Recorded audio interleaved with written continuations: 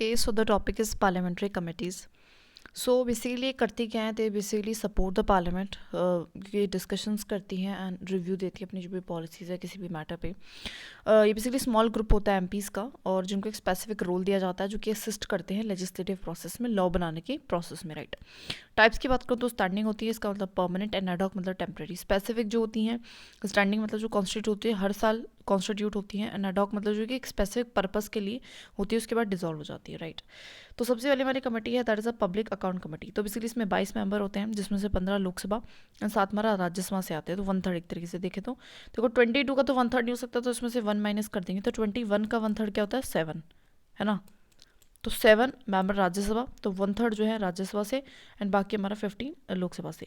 Election जो उसके होते हैं वही अपना proportion representation with single transferable vote. Chairman speaker appoint करता है। देखो जितने भी हमारी पार्लियामेंट्री कमिटीज़ होती हैं उनका चेयरमैन जो है वो कौन अपॉइंट करता है, वो हमारा प्रिसाइडिंग ऑफिसर ही अपॉइंट करता है, ठीक है, या फिर तो स्पीकर या फिर चेयरमैन, ठीक है। मिनिस्टर जो है हमारा इसके मेंबर नहीं हो सकते हैं। देखो इसका एक रीज़न है,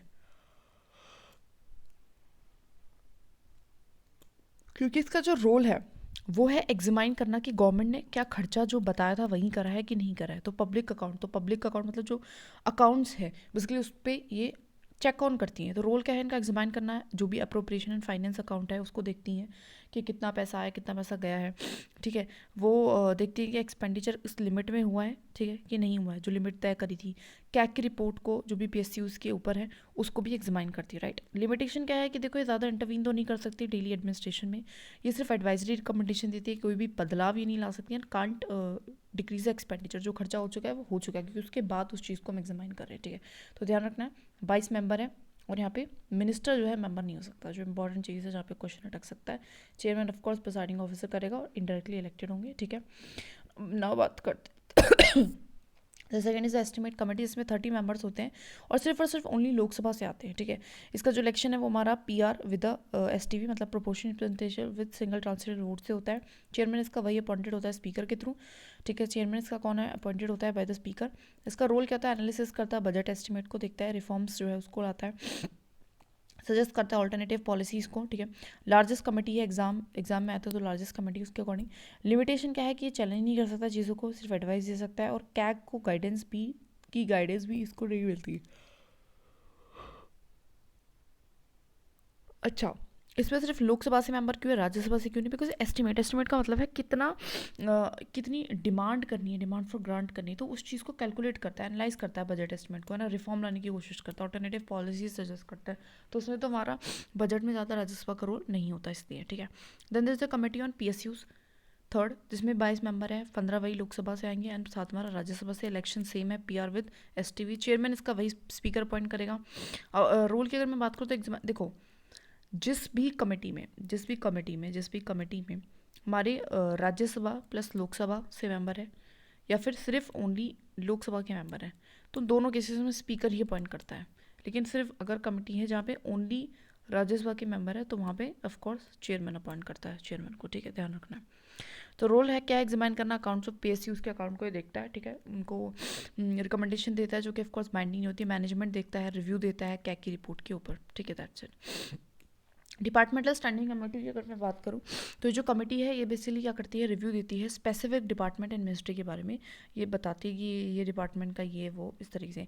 24 बेसिकली हमारे यहाँ पे हैं, जिसमें से 8 अंडर द राज्यसभा आती है, 16 अंडर लोकसभा आती है। देखो 24 का 1/3 राज्यसभा को दे दिया, 2/3 हमारा लोकसभा को दे दिया।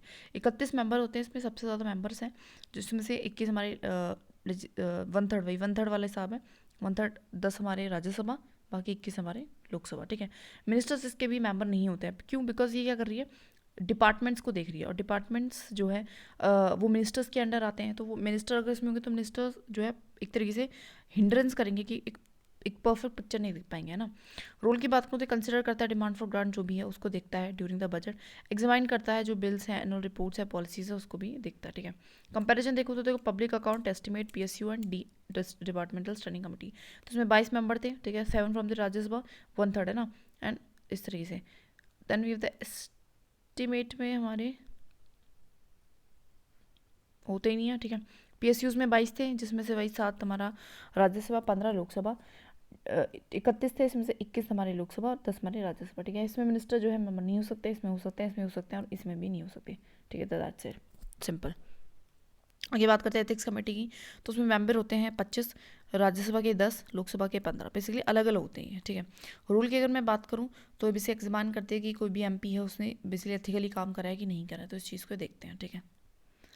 कमेटी ऑन प्रिविलेजेस हैं, बोथ हाउस का सेपरेट है, लोकसभा 15, राज्यसभा वही 10। इन्वेस्टिगेट करते हैं ब्रीचेस ऑफ पार्लियामेंट्री प्रिविलेजेस का, ब्रीच तो नहीं करा, ठीक है। कमेटी ऑन गवर्नमेंट एश्योरेंस, इसमें भी मेंबर होते हैं वही 10 अपना Lok Sabha, 15 Lok Sabha, 10 Rajya Sabha.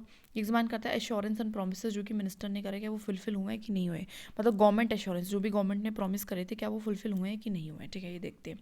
Committee on subordinate legislation, तो इसमें 15 members from Lok Sabha, 15 from Rajya Sabha होते हैं, यानी रिव्यू करते हैं डेलीगेटेड लेजिस्लेशन को कि जो भी नीचे की तरफ लॉ बने थे क्या वो सही तरीके से बने या नहीं बने, तो उन सबको देखती है। बिजनेस एडवाइजरी कमेटी दोनों हाउसेस की होती है ना, Lok Sabha 15, Rajya Sabha 11। Only parliament of business and schedule को डिस्कशंस करती है, ठीक है। रूल्स कमेटी दोनों हाउसेस की होगी, वही अपना 15, और ये राज्यसभा में इस बार ज़्यादा है तो ध्यान रखना। फ्रेम करती है procedure and conduct of business, मतलब किस तरीके से क्या रूल्स हैं जिस तरीके से हमारे हाउसेस में काम होगा। हाउस कमेटी बोथ की होती है, ठीक है, तो ये बेसिकली क्या करती है, overseas accommodation and services provided to MPs, तो एमपीज को किस तरीके से हाउस दिया जाएगा, किस तरीके से अकोमोडेशन दी जाएगी, तो उस चीज़ को देखती है, ठीक है। That's it. तो जो भी हमारे देखो एथिक्स कमेटी थी, जो कॉमन चीज़ें प्रिविलेजेस हैं, गवर्नमेंट एश्योरेंस है, सॉरी एथिक्स है, ठीक है, प्रिविलेजेस है, उसके अलावा गवर्नमेंट एश्योरेंस है, बिजनेस एडवाइजरी है, रूल्स है, हाउस है, दोनों हाउसेस के लिए अलग है। जो कमेटी सबऑर्डिनेट लेजिस्लेशन है वो एक है, ठीक है। पार्लियामेंट्री ग्रुप, तो ऐसा ग्रुप जिसमें मेंबर्स होते हैं कुछ सेम पॉलिटिकल पार्टीज, किसको हम पार्लियामेंट्री ग्रुप बोल देते हैं, ठीक है।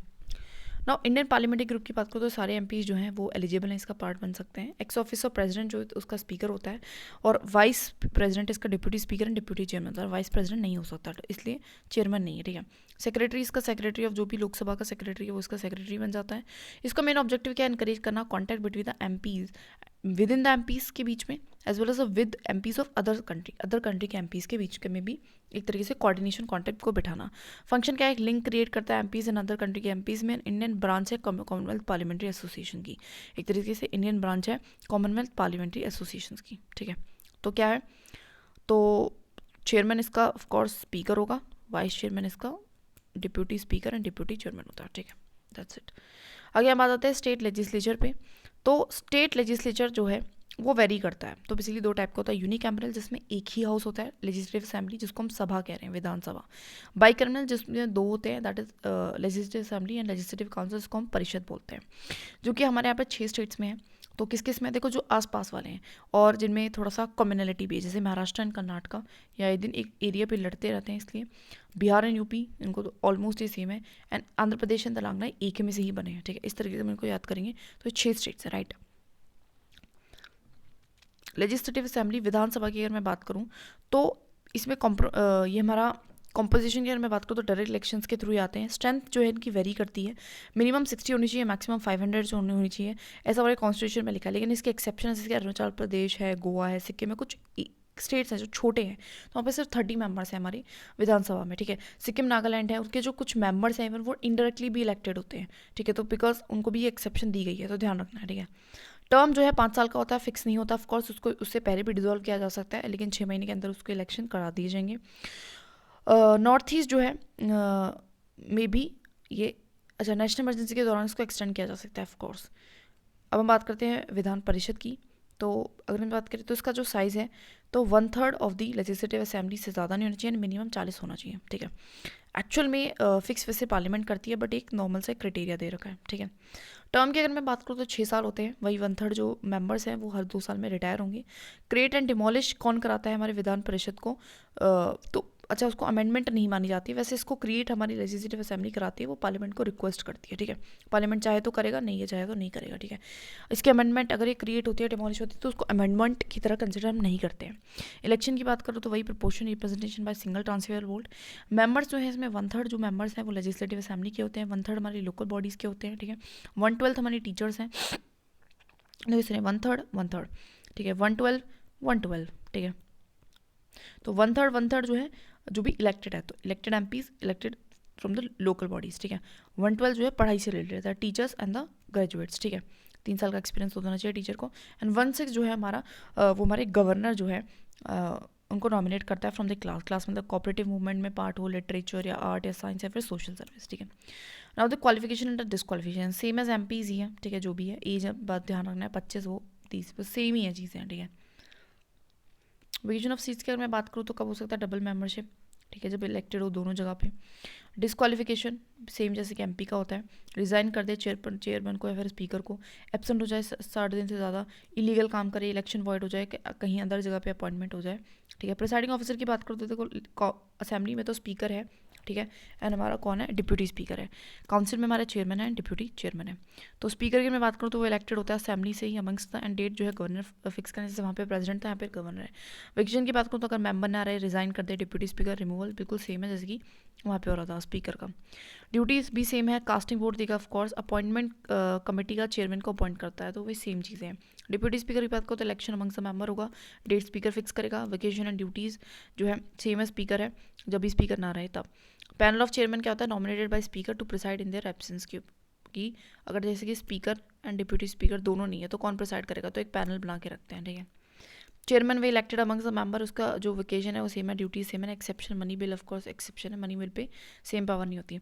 Deputy chairman elected amongst the member है, वेकेशन ड्यूटीज़ वही सेम है, जब भी चेयरमैन ना हो तो ड्यूटीज़ निभाएगा। पैनल ऑफ वाइस चेयरमैन होता है जो कि nominated to preside by the chairman, ठीक है। लेजिस्लेटिव प्रोसीजर किस तरीके से लॉ बनता है हमारे स्टेट लेजिस्लेचर में, ऑर्डिनरी बिल। तो इंट्रोडक्शन होता है हमारे ऑर्डिनरी बिल का, सबसे पहले किसी भी हाउस में हो सकता है, पहली रीडिंग होती है, ठीक है, यहाँ पे डिस्कशंस नहीं होती हैं। उसके बाद सेकंड रीडिंग होगी, स्क्रूटनाइज डिबेट होगा, कमेटी को रेफर किया जाएगा सेम, देन थर्ड रीडिंग होगी और उस पर वोटिंग होती है, उसके बाद अदर हाउस में जाता है, तो वही सेम प्रोसेस होता है। देखो अगर वो काउंसिल की तरफ से आया है और लेजिस्लेटिव असेंबली में आता है तो लेजिस्लेटिव असेंबली चाहे तो उसको हाँ बोल सकती है, ना बोल सकती है, ठीक है। अगर ना बोल देगी तो बिल हमारा रिजेक्ट हो जाएगा, हाँ बोल देगी तो गवर्नर के पास जाएगा और वो बिल जो है एक लॉ बन जाएगा, ठीक है। वो एक्ट जो है मतलब एक्ट बन जाएगा, एक लॉ बन जाएगा, ठीक है। Then there is a second case जिसमें क्या है वो लेजिस्लेटिव असेंबली ने शुरू कहा लेकिन वो आया काउंसिल के पास, सेकंड हाउस इज काउंसिल। तो अगर काउंसिल के पास आता है तो उसके पास बहुत सारे ऑप्शन है, तो हाँ बोल दें तो गवर्नर के पास जो है चला जाएगा, या फिर जो है रिटर्न करे अमेंडमेंट और अमेंडमेंट्स को मान लिया जाए, जो असेंबली वो मान ले तो गवर्नर के पास चला जाएगा, वरना ना कर सकता है या फिर कोई भी एक्शन ना लाए 3 मंथ तक, या फिर वो रिटर्न जो करे कुछ अमेंडमेंट के साथ और वो अमेंडमेंट असेंबली ना करे तो फिर एक बार असेंबली दोबारा से पास करती है। अब उसके पास क्या ऑप्शन है, या फिर तो हाँ बोल दें या फिर दोबारा से अमेंडमेंट भेजेगा जो असेंबली को एक्सेप्टेबल नहीं होगी, या फिर 1 मंथ तक कोई भी डिसीजन नहीं ले। इन सारे केसेस में मान लिया जाएगा कि बिल जो है वो पास हो चुका है दोनों हाउसेज से, ठीक है। तो क्या है दोबारा से देख लेते हैं, तो या फिर तो वहाँ बोल सकता है, ठीक है, तो गवर्नर के पास चले जाएगा, या फिर ऐसी अमेंडमेंट्स दे जो कि लेजिस्लेटिव असेंबली इनको एक्सेप्ट कर ले तो गवर्नर के पास जाएगा, बिल बन जाएगा। अदर में कि 3 महीने तक एक्शन नहीं लिया या फिर रिजेक्ट कर दिया, तो इन दोनों ही केसेस में जो है रिजेक्ट कर दिया या फिर कुछ अमेंडमेंट्स दी जो कि लेजिस्लेटिव असेंबली ने रिजेक्ट कर दी, बिल अगेन पास होता है टू द लेजिस्लेटिव असेंबली, दोबारा से देती है, तो काउंसिल हाँ बोल सकता है, ठीक है, 1 मंथ तक पेंडिंग रख सकता है, या फिर वो दोबारा भेज सकता है अमेंडमेंट के साथ जो कि दोबारा से असेंबली ना माने, तो तीनों केसेस में मान लिया जाएगा कि बिल जो है पास है। तो अल्टीमेट पावर जो है वो हमारे किसके पास लाई करती है, legislative assembly. Legislative assembly council जो है वो ओनली डिले कर सकता है मैक्सिमम 4 मंथ तक किसी भी बिल को, राइट। मनी बिल की बात करें तो ओनली इंट्रोडक्शन लेजिस्लेटिव असेंबली में होगा, है ना, प्रायर रिकमेंडेशन लिखेगी गवर्नर की सेम। मनी बिल पास होता है from the legislative assembly and वो लेजिस्लेटिव काउंसिल में जाता है जो कि रिकमेंडेशन देते हैं, सीधे सकता है और 14 दिन तक जनरली लिख सकता है, हाँ या ना कर सकता है, ठीक है। और लेजिस्लेटिव असेंबली के हाथ में है कि उस हाँ या ना को वो माने ना माने, ठीक है। तो फिर बिल पास मान लिया जाता है, ठीक है। गवर्नर की अगर मैं चॉइस की बात करूँ तो वो बनी बिल पे हाँ बोल सकता है, ना बोल सकता है, प्रेसिडेंट के लिए रख सकता है लेकिन रिटर्न नहीं कर सकता है, ध्यान रखना। प्रेसिडेंट की चॉइस है हाँ बोले ना बोले, फिर रिटर्न नहीं कर सकते, ध्यान रखना है। Governor's role in giving the assent, देखो हाँ बोल सकता है, ना बोल सकता है, रिटर्न कर सकता है, रिकंसिडर अगेन आएगा तो उसको मस्त हाँ बोलना पड़ेगा। रिजर्व कर सकता है बिल्कुल प्रेसिडेंट के लिए, प्रेसिडेंट के पास क्या चॉइस होते हैं, हाँ बोले ना बोले, रिटर्न कर दें। रिटर्न करके 6 महीने तक लेजिस्लेटिव असेंबली उसको रिकंसिडर कर सकती है। अगर दोबारा से वो भेजती हैं तो प्रेसिडेंट जो है बॉन्ड नहीं है कि उसको हाँ, बाउंड नहीं है कि उसको हाँ बोलना ही पड़ेगा, जैसे कि गवर्नर को बोलना पड़ रहा था। कंपोजिशन लेजिस्लेटिव प्रोसेस कंपैरिजन कर रहे हैं, देखो तो पार्लियामेंट में इंट्रोडक्शन ऑफ बिल किसी हाउस में कर सकते हैं, यहाँ पे भी किसी हाउस में कर सकते हैं। प्रोसेस वही 3 रीडिंग लगेगा, सेकंड हाउस में जाएगा, सेम प्रोसेस है। डेडलॉक की जॉइंट सिटिंग है, यहाँ पे नहीं होती है, राइट। ओवरराइड पावर है हमारी लोकसभा जो है ज़्यादा है हमारी एज कम्पेयर, और यहाँ पे भी सेम है। मनी बिल की बात करूँ तो सेम ही है ऑलरेडी, ठीक है। Now the position of legislative council. तो लेजिस्लेटिव काउंसिल की क्या पोजीशन है?